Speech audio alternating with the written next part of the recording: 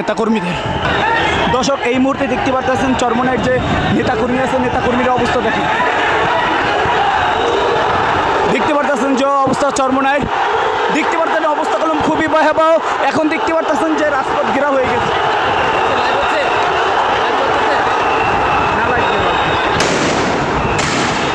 দর্শক, দেখতে পাচ্ছেন অবস্থা কলম খুবই খারাপ, অবস্থা কলম খুবই খারাপ। দর্শক, অবস্থা কলম খুবই খারাপ, দেখতে পারতেছেন এখানে কলম অবস্থা খুবই খারাপ চরমনাই।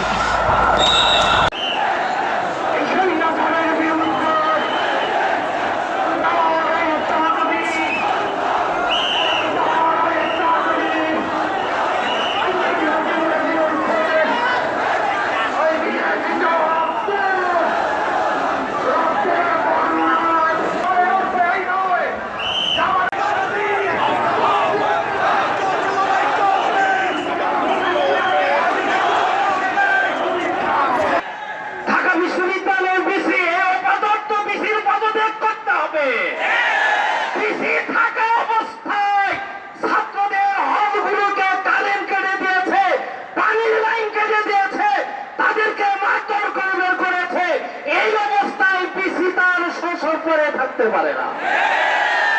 দেশের ভারতীয় রাজাকারদেরকে হটিয়ে দেশপ্রেমিক ইমানদার সরকার প্রতিষ্ঠা করতে হবে। আমরা বলে দিতে চাই, শেখ হাসিনা আপনার আর কত লাশ চাই, কত রক্ত চাই? আজকে রক্ত এবং লাশের উপর দাঁড়িয়ে আমরা বলে দিতে চাই, এদেশের যুব সমাজ, ছাত্র সমাজ রক্ত এবং জীবন দেওয়ার জন্য প্রস্তুত রয়েছে, কিন্তু তারপরে আমি সরকারকে এদেশের মস্তদে আর এক মুহূর্ত দেখতে চাই না। প্রস্তুত আছেন হয়েছে, তারা রাজপথে কেন নেমেছে? তাদের অধিকার প্রতিষ্ঠার জন্য। তারা রাজপথে কেন নেমেছে? তাদের ন্যায্য দাবি আদায়ের জন্য। আজ যেই সরকার অধিকারের দাবিতে, ন্যায্য অধিকারের দাবিতে আন্দোলনকারীদের উপরে গুলি চালায়, জীবন হরণ করে, তারা কখনো জনগণের সরকার হতে পারে না। আমরা স্পষ্ট ভাষায় বলছি, এই আওয়ামী সরকারকে আমরা কখনো বৈধ সরকার মনে করি না। সুতরাং অবৈধদের সাথে কিভাবে আচরণ করতে হয় বিশ্ব চরমনাই কিন্তু তা ভালো করে জানেন। যারা এই অবৈধ সরকারকে প্রোটেকশন দেওয়ার জন্য সেনাবাহিনী, বিজিবি, পুলিশ বিভিন্ন পর্যায় থেকে দায়িত্ব পালন করছেন, আপনাদের স্মরণ করে দিতে চাই, আব্দুল আজিজের চেয়ে বড় 5টা সেনাপ্রধান এদেশে খুব কমই ছিল। আজকে তার পরিণতি কি তাকিয়ে দেখবেন। বেনজির আহমেদের মতো 5টা পুলিশের আইজি বাংলাদেশ পুলিশে খুব কমই জন্ম নিয়েছিল, কিন্তু বেনজিরের অবস্থান আজকে কোথায় হিসাব করে দেখবেন। মাননীয় সেনাপ্রধান, মাননীয় আইজি মহোদয়, মাননীয় বিজিবি প্রধান,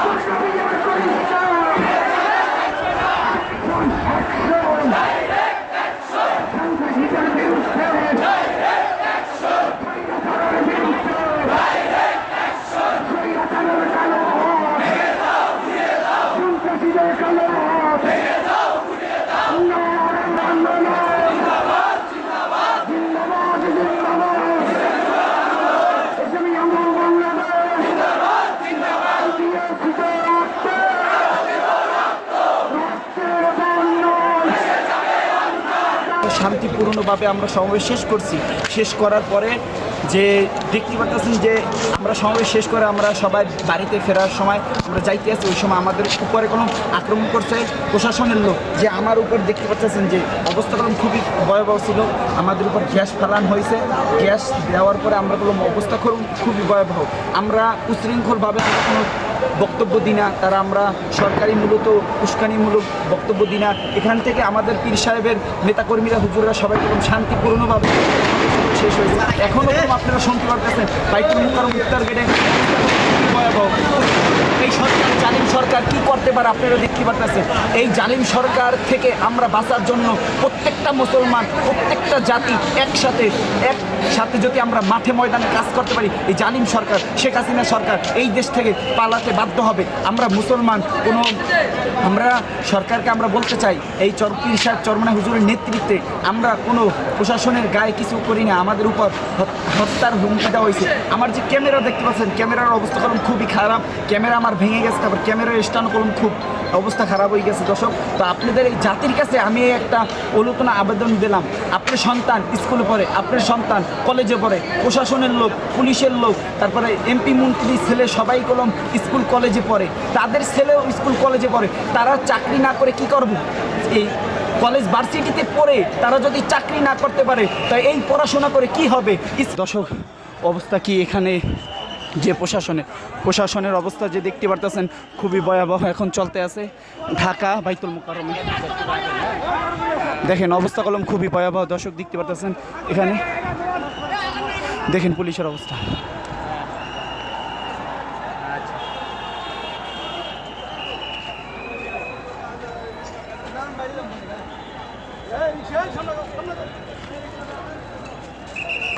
দর্শক, এই মুহূর্তে দেখতে পাচ্ছেন যে পুলিশের পাল্টাপাল্টি, এখানে পুলিশের পাল্টাপাল্টি আর দেখতে পারতেছেন যে চরমনাইয়ের নেতাকর্মীদের।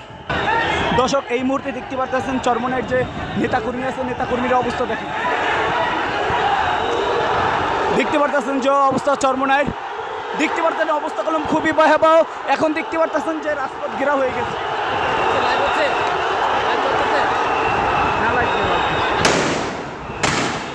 দর্শক, দেখতে পাচ্ছেন অবস্থা কলম খুবই খারাপ, অবস্থা কলম খুবই খারাপ। দর্শক, অবস্থা কলম খুবই খারাপ দেখতে পারতেছেন, এখানে কলম অবস্থা খুবই খারাপ চরমনাই।